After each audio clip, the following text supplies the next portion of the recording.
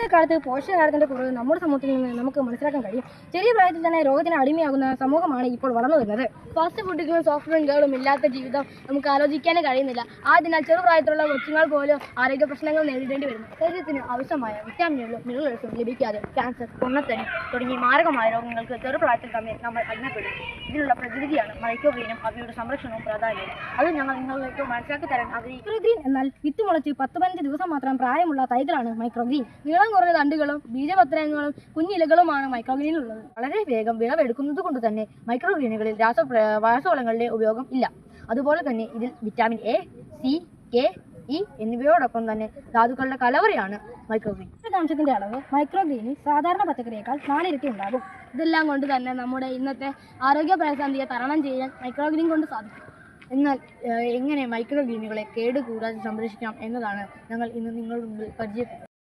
Microgreen തയ്യാറാക്കുന്നത് എങ്ങനെയെന്ന് നോക്കാം. ഇതിനായി ആദ്യം അരി കുതിർക്കലാണ് നാം ചെയ്യുന്നത്. ഇതിനായി പയർ, കടുക്, ഉലുവ എന്നീ ധാന്യങ്ങൾ ഉപയോഗിക്കാമെങ്കിലും ഞങ്ങളിവിടെ പയറാണ് ഉപയോഗിച്ചിരിക്കുന്നത്.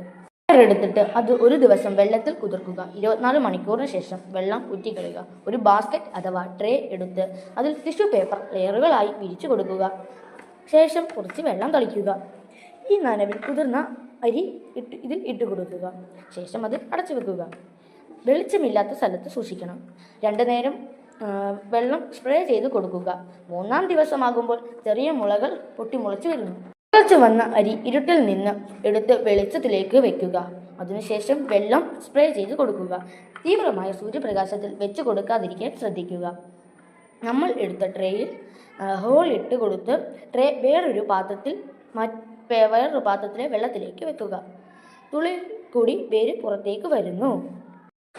ഏകദേശം ചിത്രത്തിലേതുപോലുള്ള വളർച്ചയാകുമ്പോൾ നമുക്ക് മൈക്രോഗ്രീനുകളെ കട്ട് ചെയ്ത് സാലഡുകളിലോ സാൻഡ്വിച്ചുകളിലോ ഉപയോഗിക്കാവുന്നതാണ്. വേര് ഉപയോഗിക്കാൻ പറ്റുന്നതല്ല. ഇനി നമുക്ക് എങ്ങനെ മൈക്രോഗ്രീനുകളെ സംരക്ഷിക്കാം എന്നത് നോക്കാം. താഴെയുള്ള ഭാഗം കട്ട് ചെയ്ത് വിളവെടുപ്പ് നടത്തിയതിനു ശേഷം വൃത്തിയാക്കി ഉണക്കി നമ്മൾ പാക്ക് ചെയ്യുന്നു. പാക്ക് ചെയ്തതിനു ശേഷം ഇത് സംഭരണം ചെയ്യുന്നു.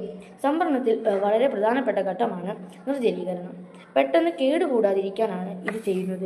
ഇതിനായി ഓവനിൽ നിശ്ചിത താപനിലയിൽ ജലാംശത്തെ നീക്കം ചെയ്യുന്നു.